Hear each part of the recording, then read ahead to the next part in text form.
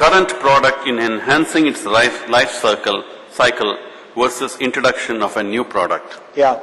We don't believe in the life cycle of products. We just don't believe that. We believe that our brands should be sustainable over long periods of time. But sometimes what you have to do is redefine the target audience that brand appeals to. Let me give you another example from Japan. In Japan in 1996, we introduced Joy dishwashing liquid. It was the first concentrated dishwashing liquid in Japan, and it was the first product focused on removing grease. Prior to that, all the brands in Japan, from Cow, Lion, and other competitors, were focused on hand mildness. Joy went to market leadership in about 3 months and was very successful. But we knew we couldn't stop there. So we introduced a Joy antibacterial variant because germs are a big concern of Japanese consumers. That doubled the business. We then went to show how that product could be used to get the germs off of sponges, because Japanese consumers use sponges that sit around the house. We also showed how that product could be used on cutting boards.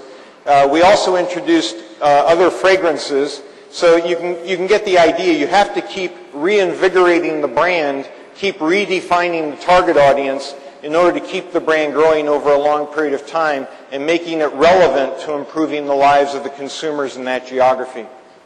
Thank you. Maybe a couple of more, and then so many of them, but we'll just go. Mr. Ramkumar, IIT Kanpur, 1989, wants to know, how do you ensure that in a large and complex organization like P&G, innovation is not stifled by inertia and the resistance to change that organizations have? Yeah, that's a great question, because I talked about the importance of culture to innovation, and this question gets at that. You know, culture is the part that too often we as leaders forget about. We take it for granted, and creating an innovative culture is really difficult. I would make a couple of points on this. Number one, the larger you get as a company or as an organization, you have to simplify the operation. The natural tendency of any company as it gets larger and larger, or any institution, whether it's a school or a collection of schools, is to become bureaucratic, hierarchical, rule-based, and become big and cumbersome. So you have to continually work to simplify the organization. And we're doing that. We're trying to reduce hierarchy. We're trying to improve agility. We're trying to eliminate bureaucratic processes. The second thing you have to do is you have to be on guard for when organization inertia can stop innovation. And to do that as a leader, you have to be able to know the people in the organization from the very lowest level. For example, someone who's been with the company for 6 months, recently graduated, as well as the highest level.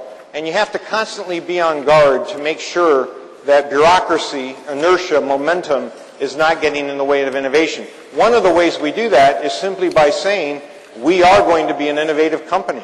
And we have to be an innovative company or we won't survive.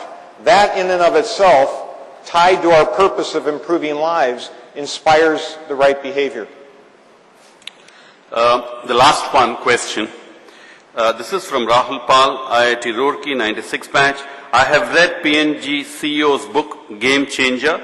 My question is, what key implementation challenges do you deploy to use from the point of view of business processes and IT functions in carrying out innovation? One of the biggest challenges is implementing an innovation culture in every country of the world, because every country has its own culture. So you have to understand that culture in order to implement the culture you want.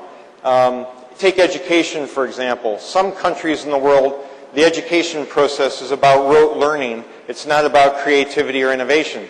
So somehow we then have to supplement the way the students have been socialized or educated to make sure that they understand that we want them to be creative. We don't want them just to memorize algorithms or equations. The other thing we do is we obviously, the question was about technology. I talked about the fact that we use virtual technology.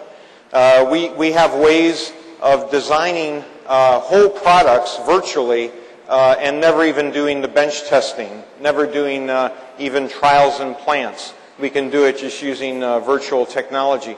I think that's going to become more and more important in the future, modeling, simulation, Monte Carlo simulation, because that gives us more agility.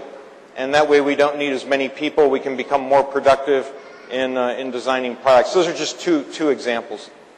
There are a lot more. Maybe we can forward that to you, and if you sure, have I'd the be time, happy you to can answer sort of, them. Thank you very much for your attention, and we really appreciate it.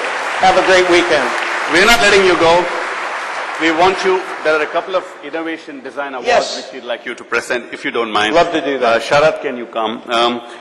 Ladies and gentlemen, Thank you, in the run-up to the conference, AD, that's Association of Industrial Designers of India, and PanIIT organized a design competition, 60 days to transform India, keeping with the theme of the conference, which is really innovation and transformation. And we've had some fantastic responses, and we thought, who better than Bob McDonald, if we can call him the innovation guru, to give away the prizes to the winners. So I'd now request the winners to come on stage and collect their mementos. I request Sharat to hand over the mementos to be given to him. There were two joint winners. Mr. Suren Vikas, for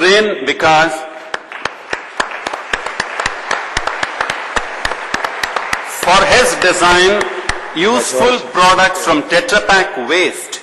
He has designed a bunch of products that could be made from Tetra Pak covers. I'm a product designer.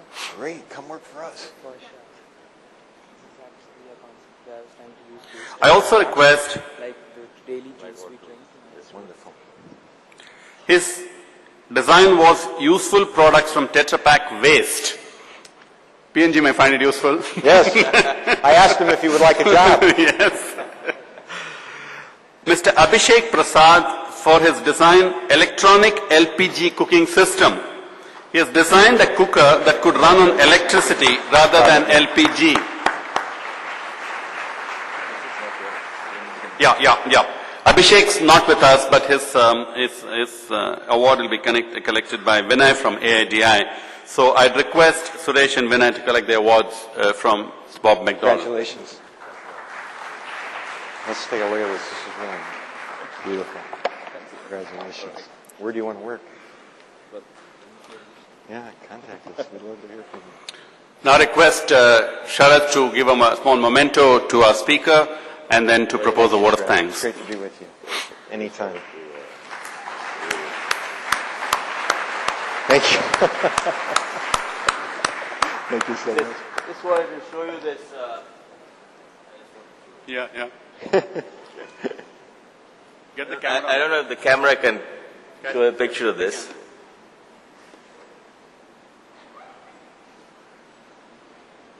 No, not my mug. It's this. This is actually it's an old letter that Bob McDonald signed. You can see bottom left-hand corner, first line saying RAM. So I wasn't lying about this. He signs his name as Ram, and this was the certificate of performance recognition he gave when I finished my tenure with him.